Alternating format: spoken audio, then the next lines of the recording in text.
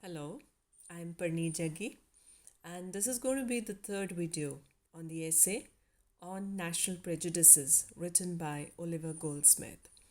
As we previously saw, On National Prejudices is a popular essay by Goldsmith that was published in British Magazine in 1760 and in which Goldsmith asserts that it is possible to love your own country even without hating the other country or the people of other countries. So, further in the essay, he says, I could easily perceive that all of the company began to regard me with a jealous eye before I had finished my answer, which I had no sooner done than the patriotic gentleman observed with a contemptuous sneer. So, now what is happening here is that Goldsmith himself is in the company of around six gentlemen, and those gentlemen are boasting, they are bragging of the virtues of the English people. But on the other hand, they are also criticizing and looking down upon the people of the other European nations like the Dutch, the Spaniards, and the French. So when the writer Goldsmith disagrees with them, he says, I could easily see, I could feel that the company, the gentlemen began to regard me with a jealous eye, even before I had finished my answer. And the patriotic gentleman observed with a contemptuous sneer, they had a smile which showed disrespect for me.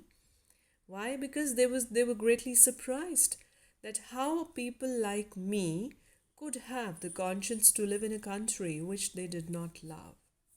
So those gentlemen thought that Goldsmith, because he was disagreeing with their statement, did not have the conscience to live in England.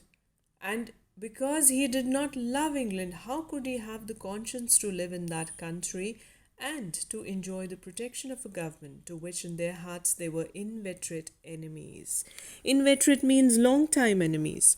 So Goldsmith was looked upon by those gentlemen as an enemy of the nation because he was not only praising the other countries but he was also looking down upon his own country, that the English people were not balanced. So, finding this, that by this modest declaration of my sentiments I had forfeited the good opinion of my companions and given them an occasion to call my political principles in question, and well knowing that it was in vain to argue with men who were so very full of themselves, I threw down my reckoning and retired to my own lodgings, reflecting on the absurd and ridiculous nature of national prejudice and prepossession. So he says, when I felt that my modest declaration of my sentiments, the way I had expressed my sentiments, was actually not acceptable. I had forfeited the opinion of my companions. My statements were like a penalty. So he says, they were now questioning my political principles just because I was praising the people of other countries and I was looking at the real face of the Englishmen. And they were so full of themselves, so full of self praise, vanity, and self love that he says, I retired to my lodging. I felt it more convenient to go to my room to take rest and reflect, think about the absurd, the unreasonable, the foolish nature of national prejudice and prepossession. Now, prejudice actually, what we mean by national prejudice is when we have prejudgmental opinions about a nation or the people of that nation or the virtues and vices of that nation. When we are so full of opinions which are pre planned, prepossessed, preformed without even facing or looking at the reality, that is a prejudice. So, next, Goldsmith says, among all the famous sayings of antiquity, antiquity means among all the old sayings, the old ancient philosophies, he says, there is none that does greater honor to the author or affords greater pleasure to the reader, at least if he be a person of a generous and benevolent heart, than that of the philosopher who, being asked what countryman he was, replied that he was a citizen of the world. So he says, I feel that among all the old and ancient philosophies and sayings, this particular philosophy has done great honor to the author and to the reader. Which philosophy? When a philosopher was asked what countryman he was, he answered that he was a citizen of the world. So Goldsmith feels that nothing could be better than this philosophy. How few there are to be found in modern times who can say the same, or whose conduct is consistent with such a profession. He says we found so little, so few people, such little humanity carries this kind of a philosophy with them. He says there are so few people who would say or who would agree or whose conduct would be similar to this kind of a philosophy which says that I am citizen of the world.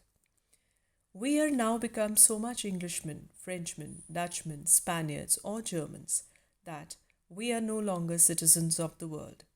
So much the natives of one particular spot or members of one petty society that we no longer consider ourselves as the general inhabitants of the globe or members of that grand society which comprehends the whole humankind. So he says, I feel sorry to observe and state that we have now become Englishmen or Frenchmen or Dutchmen or Spaniards or German. That means we are just natives of our own country and we are no longer citizens of the world. We have become members of one small, petty, normal, ordinary society. We do not consider ourselves members of that grand society which is humanity. Next he says, did these prejudices prevail only among the meanest and lowest of people, perhaps they might be excused, as they have few, if any, opportunities of correcting them by reading, traveling, or conversing with foreigners. He says, if these prejudices, if these presuppositions or prepossessions exist among the uneducated or the low sections of society or the people with mean mentality or who were less aware, less educated, less illuminated, he says, I could excuse those people. Why? Because they are already ignorant, they are not educated, not aware, because they have had less opportunities of correction, of educating themselves by reading, traveling, or interacting with other people. But he says the misfortune is that they infect the minds and influence the conduct even of our gentlemen, of those, I mean, who have every title to this appellation but an exemption from prejudice, which, however, in my opinion, ought to be regarded as the characteristical mark of a gentleman.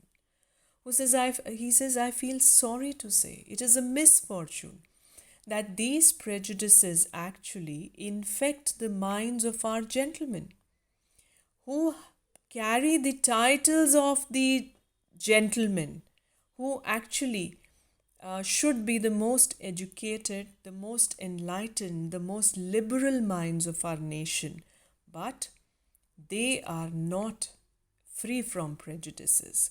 They are the people who should be more free, more liberal.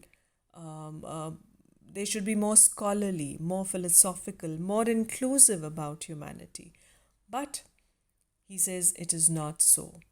This liberalism, this inclusiveness actually is the characteristical mark of a gentleman. For let a man's birth be ever so high, his station ever so exalted. Station means his position, his status.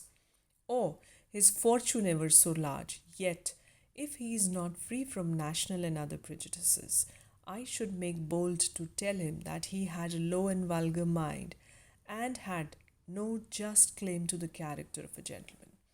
So he says, according to me, the chief principal characteristic mark of a gentleman is that he should be free from such prejudices.